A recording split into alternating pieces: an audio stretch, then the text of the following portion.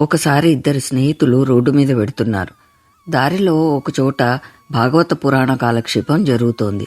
వారిలో ఒకడు, ఒరేయ్ పురాణం విందాం రారా అని లోపలికి వెళ్లి పురాణం వినసాగాడు. కాని రెండవవాడు మాత్రం లోపలికి తొంగి చూసి అక్కడి నుంచి వెళ్ళిపోయాడు. వాడు నేరుగా ఒక వ్యభిచార గృహం చేరుకున్నాడు. కాని ఎక్కువసేపు అక్కడ ఉండలేకపోయాడు. ఆ పరిసరాలు, వాళ్ల ప్రవర్తన అతడికి విరక్తి కలిగించాయి. ఛీ, ఎంత సిగ్గుచేటు! నా స్నేహితుడు పవిత్రమైన హరినామాన్ని వింటూ సత్కాలక్షేపం చేస్తుంటే నేనేం చేస్తున్నాను అని పశ్చాత్తాపపడ్డాడు. ఇక రెండవ వాడి సంగతి. వాడు భాగవతం వింటూ విసుగు చెందాడు. నేనెంతో బుద్ధిహీనుణ్ణి, వీడి వాగుడు వింటూ ఇక్కడ కూర్చున్నాను. ఇక నా మిత్రుడేమో కులాసాగా కాలం గడుపుతూ ఉండి ఉంటాడు, ఆనందం అనుభవిస్తూ ఉండి ఉంటాడు అని వాపోయాడు. కాలం తీరిన తర్వాత వాళ్ళిద్దరూ మరణించారు. యమభటులు వచ్చి భాగవతం విన్నవాడి జీవాన్ని నరకానికి ఈడ్చుకుపోయారు.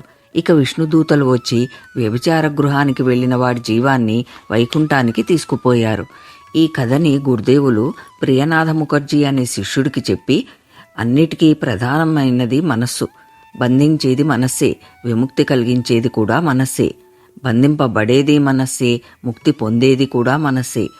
భగవంతుడు మానవుల్లో చూసేది అతడి మనస్సులోని భావాన్ని, పవిత్రతను మాత్రమే. కాని అతడు ఏమి చేశాడా, ఎక్కడ ఉన్నాడా అనే విషయాన్ని పట్టించుకోడు అని చెప్పారు. నిష్కల్మషమైన మనస్సు మనని భగవంతుడి దగ్గరికి చేరుస్తుందని చెప్పడం గురుదేవుల ఉద్దేశం.